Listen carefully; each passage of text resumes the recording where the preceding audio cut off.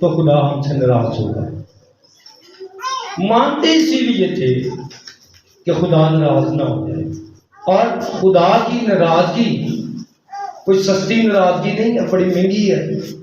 ہم خدا کا کلام سن کر ضائع کر دیتے ہیں اور یہ محسوس نہیں کرتے کہ جس خدا نے ہم سے بات کی، جس خدا کا پیغام ہم تک پہنچا، ہم اس کے کلام کو کیوں اپنی زندگی کے لیے برکت کا حصہ نہیں سمجھتے ہیں۔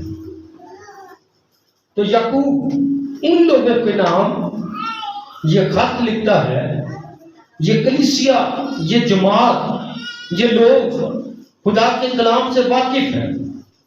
ایمان کی تعلیم اس خط میں بڑے وثوق کے ساتھ دی گئی ہے۔ ایمان کی تعلیم کے ساتھ ساتھ عمل کی بات کی گئی ہے۔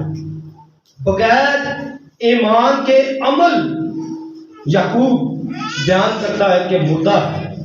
اگر کوئی سمجھتا ہے کہ زندہ رہنا چاہتا ہے روحانی طور پر، کلام سننا ہی کافی نہیں ہے، بلکہ یہ بھی تعلیم ہے کہ اس پر عمل بھی کیا ہے۔ شیطان بھی کلام بہت جانتا ہے، بڑی کوٹیشنز اس کو آتی ہیں، لیکن کیا وہ کلام پر پورے طور سے عمل کرنے میں مکمل ہے؟ نہیں ہے۔ پھر ہم بھی اپنی زندگی کا انالیسس کریں، اپنی زندگی کا جائزہ لیں کہ ہم جب خدا کے کلام کو سنتے ہیں، ایمان تو ہمارے اندر بڑھتا چلا جاتا ہے۔ ہم یہاں پر خدا کے کلام کو سن کر برکت تو پاتے ہیں، ہمارا ایمان جو اندر مدہوش ہوا ہے، جو ہمیں ایمان کی طاقت ملی ہے، جیسے چرچ سے نکلتے ہیں پھر کیا ہو جاتی ہے؟ کمزور، ایمان ڈاواں ڈول ہونا شروع ہو جاتا ہے۔ اس لیے خدا کا بندہ یعقوب کہتا ہے کہ آپ نے ایمان بھی رکھنا ہے اور ساتھ میں عمل بھی کرنا ہے۔ تو 10ویں آیت میں ایک مثال دی گئی ہے، اور وہ مثال یہ ہے کہ جس نے ساری شریعت پر عمل کیا۔ کئی آپ کو واقعات ملیں گے متی، مرکز، لوکا، یوحنا کے اندر، انہوں نے کہا کہ ہم شریعت پر عمل کر رہے ہیں، پورے طور پر عمل کر رہے ہیں، ہمیں کسی چیز کی کمی نہیں ہے۔ انہوں نے ثابت کرنے کی کوشش کی۔ کئی دفعہ لوگ انصاف کے لیے یسوع کے پاس آئے اور انہوں نے کہا کہ ہم اس لیے پتھر مارنا چاہتے ہیں کیونکہ ہم شریعت پر عمل کرنے والے لوگ ہیں۔ اس عورت نے، اس مرد نے شریعت کو توڑ دیا ہے۔ تو یہی بات مقدس یعقوب بھی کرتے ہیں کہ جس نے شریعت پر عمل کیا ہے، جس نے شریعت کو پڑھا ہے، جس نے شریعت کی باتوں کو قبول کیا ہے آزادی کے ساتھ، اگر وہ عمل نہیں کرتا، ایک بھی ان میں سے توڑ دیتا ہے، تو وہ نامکمل شخص ہے۔ اور اگزامپل کے طور پر اس نے بیان کیا کہ 10 کام ہے۔ کتنے کام ہے جی؟ 10 کام۔ وہ کہتا ہے جی آپ 10 میں سے 9 پر عمل کر رہے ہیں، 9 پر عمل کر رہے ہیں، لیکن ایک آپ نے توڑ دیا۔ مثال کے طور پر وہ کہتا ہے جی زنا نہیں کیا، لیکن کسی کا خون کر دیتے ہیں اور یہ دعویٰ کرنا کہ جی باقی سب پر تو میں نے عمل کیا، کوئی بات نہیں، اگر مجھ سے قتل ہو گیا تو قتل کرنا بھی گناہ ہے، زنا کرنا بھی بائبل مقدس کہتی ہے گناہ ہے۔ ہم بھی ایسے ہی سوچتے ہیں۔ یہ کلیسیا 12 قبیلوں کے نام جو خط لکھا گیا، یہ بھی ایسے ہی سوچتے تھے، کوئی بات نہیں، اگر ایک بات میں ہم نے خطا کر دی ہے، ہم کمزور رہ گئے ہیں، کسی ایک سائڈ پہ کمزور نظر آتے ہیں، لیکن باقی 9 پر تو ہم عمل کر رہے ہیں۔ ہم بھی ایسے سوچتے ہیں شاید کہ کوئی بات نہیں، ہم نے ہدیہ نہیں دیا، لیکن میں دعا تو کرتا ہوں، کوئی بات نہیں، اگر میں نے کلام پر عمل نہیں کیا، لیکن میں دوسروں سے زیادہ کلام پڑھتا، جانتا اور اس کی تعلیم دیتا ہوں۔ لیکن یعقوب یہ بتانا چاہتا ہے، سکھانا چاہتا ہے کہ جب ہم ایک بات میں بھی خطا کرتے ہیں تو ہم پورے کے پورے طور پر قصوروار ہیں، اور قصورواروں کو کیا ملتی ہے؟ سزا ملتی ہے۔ کیا ملتی ہے؟ سزا ملے گی۔ اور سزا کے لیے ضروری ہے انصاف ہو. اس لیے کہا گیا 10ویں جب آیت سے آگے بڑھ کر ہم جاتے ہیں 13ویں آیت کی طرف، تو 13ویں آیت ان ساری باتوں کا احاطہ کرتے ہوئے یوں بیان کیا گیا، کیونکہ جس نے رحم نہیں کیا اس کا انصاف بغیر رحم کے ہوگا، رحم انصاف پر غالب آتا ہے. آج یہ ہمارا مضمون ہے، انصاف. رحم جو ہے انصاف پر غالب آتا ہے. کیوں ضروری ہے رحم اپنے اندر پیدا کرنا؟ کیوں ضروری ہے کہ انصاف رحم پسند ہو؟ رحم کا مطلب ہوتا ہے شفقت کرنا. رحم کا مطلب ہوتا ہے آپ کسی پر ترس کھاتے ہیں. لیکن بائبل کے اعتبار سے اگر آپ رحم لفظ کا مطالعہ کرنا چاہیں تو اس کا مفہوم یوں ہے کہ اگر کوئی شخص مصیبت میں پھنسا ہوا ہے، اگر کوئی مشکل حالات میں ہے، اگر کوئی تنگی میں ہے اور وہ خود سے باہر نہیں نکل سکتا، آپ اس کی مدد کرتے ہیں تو آپ نے اس پر کیا کیا ہے؟ رحم کیا. انگریزی کا ایک ورڈ ہے کمپیشن. کیا لفظ ہے؟ کمپیشن. کمپیشن یسوع مسیح نے کر کے دکھایا. کمپیشن یہ ورڈ اس وقت استعمال کیا جاتا ہے جب کوئی فلڈ آتا ہے، جب کوئی ارتھ کویک ہوتا ہے، یا کوئی انسیڈنٹ ہوتا ہے، کوئی حادثہ پیش آتا ہے، تو لوگ خدا کی محبت ظاہر کرنے کے لیے، خدا کا ترس اور خدا کا پیار ظاہر کرنے کے لیے جو دوسرے مظلوم ہیں، جن کے اوپر ظلم ہوا ہے، جو مصیبت یا آفت میں گرفتار ہوئے ہیں، ان کی مدد کی جائے، اسے کمپیشن کہا جاتا ہے. مثال کے طور پر حال ہی میں اگر آپ دیکھیں پاکستان کے اندر تو کیا انصاف ہے کہ جڑاوالا میں مسیحیوں کے عبادت خانوں کو جلا دیا گیا. بہت بڑا یہ سانحہ ہے، انٹرنیشنل فورم پہ یہ ساری بات ہوئی.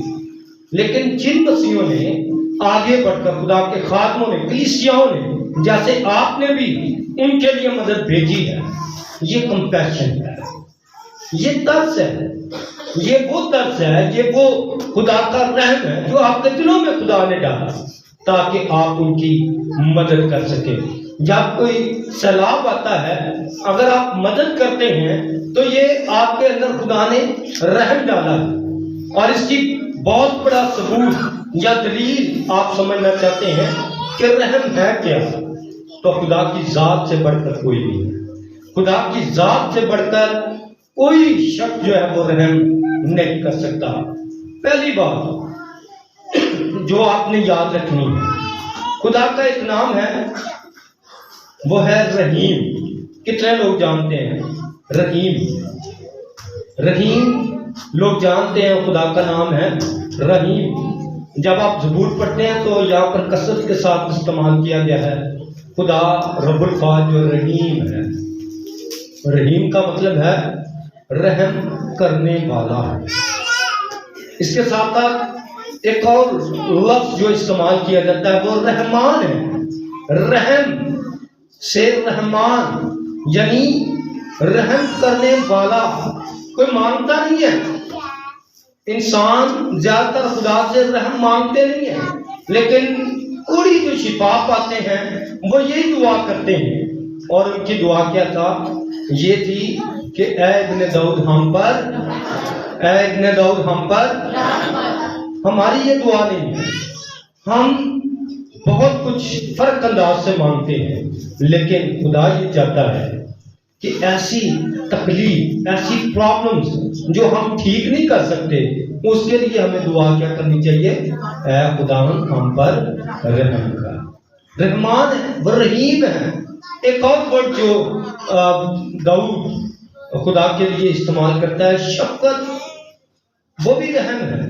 اس کے معنی بھی ترس، یہ بھی رحم ہے. شفقت خدا کرتا ہے، یہ بھی اس کی شفقت کے وسیلہ سے ہے کہ خدا بغیر مانگے کبھی کبھی ہم پر شفقت کر دیتا ہے. رحم کی دعا نہیں کی، لیکن آپ پر خدا بھی شفقت کرتا ہے. بزرگوں کے لیے ہم زیادہ تر یہ لفظ استعمال کرتے ہیں کہ آپ کی شفقت ہے جی مجھے برکت مل رہی ہے. آپ کبھی کبھی دعا کے طور پر بزرگوں کے پاس جاتے ہیں اور ان سے کہتے ہیں کہ جی ہمارے لیے دعا کریں، وہ دعا قبول ہو جاتی ہے.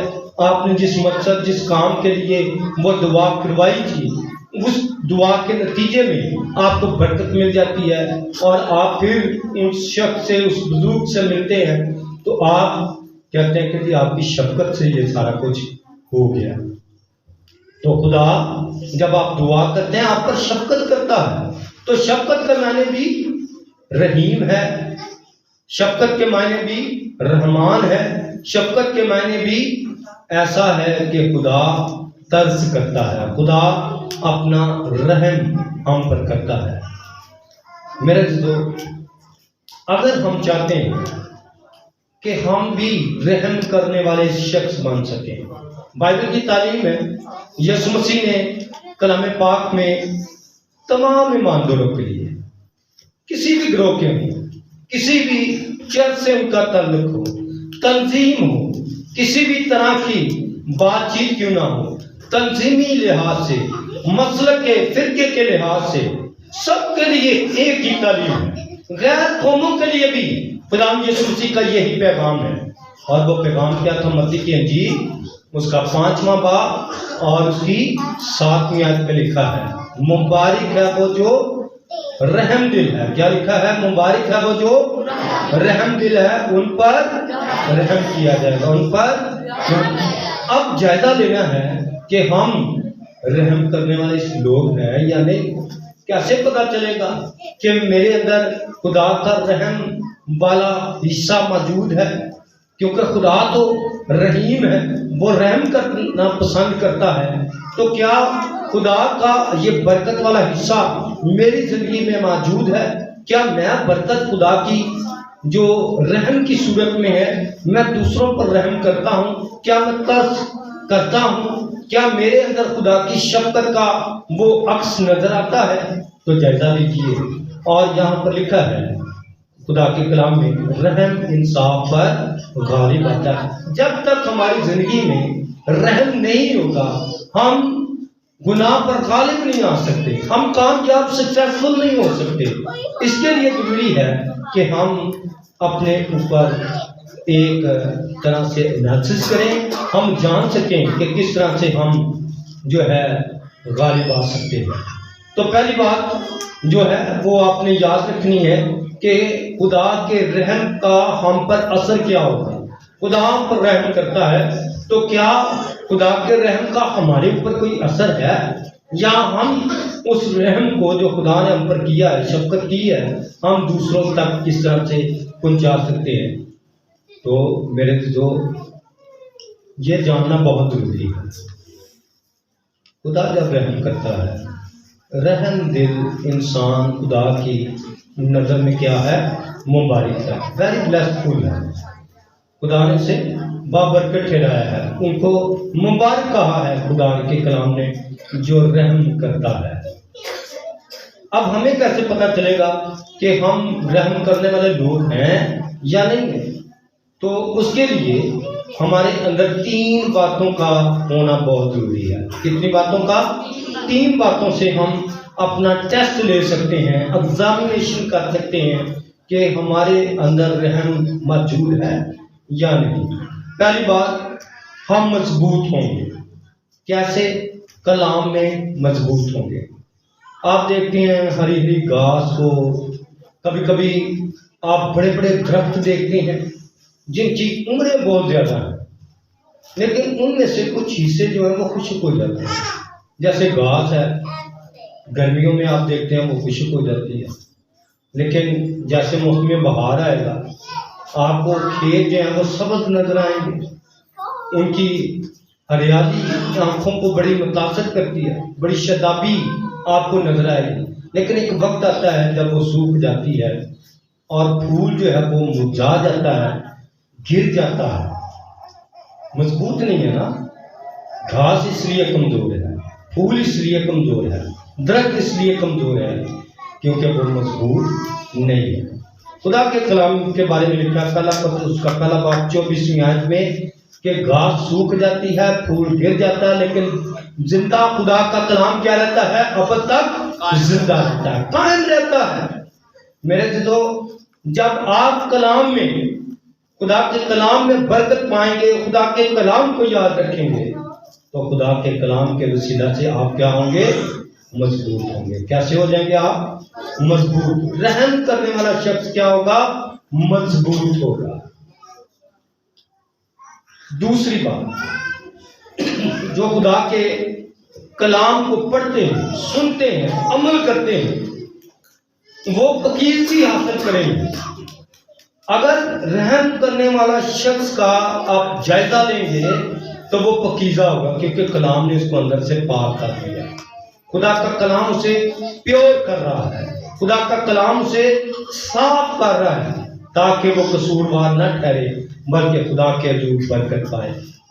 اس کے لیے یوحنا کی انجیل کا 6واں باب اور اس کی 28ویں آیت کا جب آپ مطالعہ کریں گے تو آپ کو علم ہوگا کہ ہم کس طرح سے خدا کے حضور پاک ہوتے ہیں۔ وہاں پر لکھا ہے کہ زندگی کی باتیں تیرے پاس ہیں۔ کیا لکھا ہے؟ زندگی کی باتیں تیرے پاس ہیں، کیونکہ زندگی جو ہے وہ شفاف ہے، زندگی کیا ہے؟ پیور ہے، اس میں ملاوٹ نہیں ہو سکتی۔ زندگی میں جو ہمیشہ کی زندگی ہے اس میں ملاوٹ نہیں ہو سکتی، کوئی اس میں ترمیم نہیں کر سکتا، کوئی اس میں ایڈیٹنگ نہیں کر سکتا۔ لیکن ایک ذات موجود ہے جو آپ کی زندگی کو بدل دیتی ہے، آپ کی زندگی میں ایڈیٹنگ کر سکتا ہے، آپ کی زندگی میں برکت ڈال سکتا ہے، اور وہ ہے خدا کی ذات۔ تو پہلی بات، آپ کیا ہوں گے؟ مضبوط ہوں گے۔ کلام کے اعتبار سے آپ مضبوطی حاصل کرتے جائیں گے۔ دوسری بات، آپ پاک ہوتے جائیں گے۔ رحم پسند شخص جو ہے وہ پاکیزہ ہوتا چلا جائے گا۔ اور تیسری بات جو ہمیں خدا کے کلام میں سے ملتی ہے، اس کی زندگی میں اطمینان ہوگا، وہ تسلی پسند شخص ہوگا۔ اس کی لائف میں جتنے مرضی پرابلمز آ جائیں، فکریں آ جائیں، برڈنز آ جائیں، وہ پریشان ہو کر ایمان سے منحرف نہیں ہوگا۔ جتنا مرضی ابلیس کا پریشر آ جائے، وہ اطمینان حاصل کرے گا، وہ تسلی میں رہے گا۔ جس طرح سے داؤد کہتا ہے، وہ راحت کے چشموں کے پاس لے جاتا ہے۔ چشمہ جو ہے، چشمہ جو ہوتا ہے وہ بہتا رہتا ہے، قدرتی طور پر وہ بہتا رہتا ہے، سٹاپ نہیں ہے۔ جیسے ہمارے گھروں میں ٹیپ لگے ہوئے ہیں، ہمیں جب پانی کی ضرورت ہوتی ہے ہم ٹیپ کھولتے ہیں، استعمال کرتے ہیں، پھر بند کر دیتے ہیں۔ لیکن چشمے میں یہ صورتحال نہیں نظر آتی۔ چشمہ جو ہے قدرتی طور پر بہتا رہتا ہے، نہ پیچھے سے خدا کا پانی کا ٹینک ختم ہوتا ہے اور نہ وہ چشمہ بند ہوتا ہے۔ ایسے ہی خدا کی بلیسنگ ہے، خدا کا اطمینان ہے، خدا کی برکت ہے، وہ پیچھے سے کوئی آپ کا ٹینک جو ہے وہ خالی نہیں ہونے دیتا، وہ آپ کو برکت دیتا رہتا ہے، کیونکہ آپ نے رحم پسند کیا ہے۔ آپ کی زندگی میں اگر اس طرح کی باتیں نہیں ہیں، آپ کبھی مضبوط ہو گئے، کسی سنڈے ہم نے بڑے جوش کے ساتھ عبادت کر لی اور اگلے سنڈے ہمارا دل نہیں کر رہا چرچ جانے کو، تو آپ سمجھ جائیں کہیں نہ کہیں کوئی گڑبڑ ہے، کہیں نہ کہیں کوئی ویک پوائنٹ ہماری زندگی میں آ گیا ہے۔ لیکن جیسے ہی آپ خدا کے کلام سے برکت پاتے ہیں تو آپ کیا ہو جاتے ہیں؟ مضبوط ہو جاتے ہیں، آپ کا ایمان اور زیادہ پختہ ہو جاتا ہے اور آپ عمل کرنے کے قابل بن جاتے ہیں۔ رحم مبارک ہے وہ شخص جو رحم کرتا ہے، اس پر رحم کیا جائے گا۔ اس کے ساتھ ساتھ انصاف کی بات کی گئی ہے، جو رحم نہیں کریں گے ان کو سزا کیا ملے گی؟ ان کے لیے خدا کا نہ رحم کرنے والوں کے لیے نتائج کیا ہوں گے؟ ان کو کس حالات میں سے گزرنا پڑے گا؟ یہاں پر یعقوب کا خط یہ بیان کرتا ہے، لکھا ہے خدا کے کلام میں، جب 12ویں آیت کا مطالعہ کرتے ہیں تو لکھا ہے، تم ان لوگوں کی طرح کلام بھی کرو اور کام بھی کرو جن کا آزادی کی شریعت کے موافق انصاف ہوگا، کیونکہ جس نے رحم نہیں کیا اس کا انصاف بغیر رحم کے ہوگا۔ انصاف اس کا بغیر رحم کے ہوگا۔ یہاں پر انصاف کی بات کی گئی ہے، جزا اور اجر کی بات کی گئی ہے۔ بے رحم لوگ قید میں ڈالے جائیں گے، اور یہ کوئی عام بات نہیں ہے۔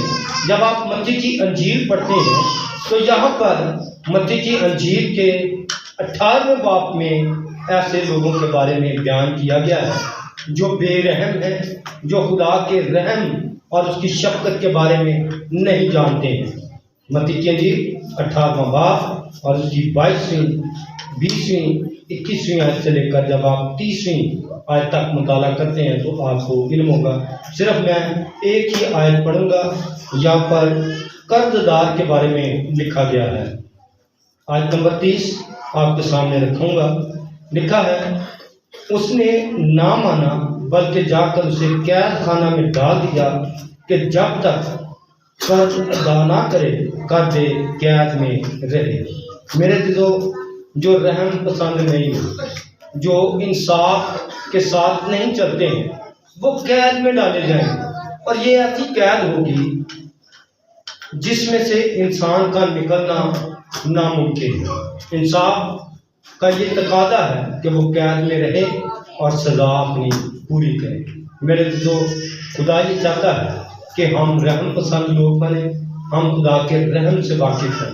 یہاں پر دو باتیں آپ کے سامنے بڑی واضح کرنا چاہتا ہوں۔ پہلی بات، خدا کے رحم کو جو اس نے ہم پر کیا ہے اپنے بیٹے یسوع کے وسیلہ سے، وہ یہ ہے کہ ہمیں سزا ملنے والی تھی۔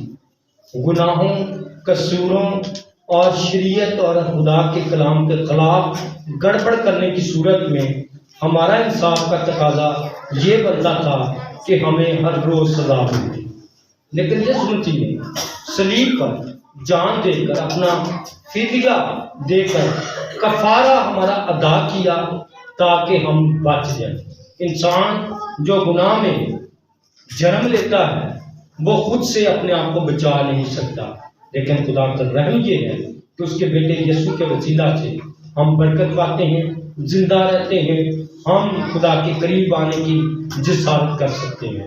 میرے دوستو، رحم انصاف پر غالب اسی صورت میں آ سکتا ہے جب آپ خدا کے کلام میں مضبوط ہوں گے، جب آپ پاکیزہ ہوں گے، جب آپ کی زندگی میں تسلی، اطمینان حاصل ہوگا۔ آئیں اپنے سر کو جھکائیں اور اس بات کا جائزہ لیں، اس بات پر غور کریں کہ کیا میں رحم پسند ہوں یا نہیں۔ اگر رحم پسند ہوں تو خدا نے مجھ پر رحم کیا، خدا نے ہمیں اس قابل اور اس لائق بنایا ہے۔ پاری نعمت صاحب اس دعا میں رہنمائی کریں گے، ہم خدا کا شکر ادا کریں گے کہ خدا کے بیٹے یسوع کے وسیلہ سے ہم پر رحم کیا گیا ہے، ہم نے برکت پائی ہے۔ آئیں اپنے سر کو جھکائیں اور دعا مانگیں۔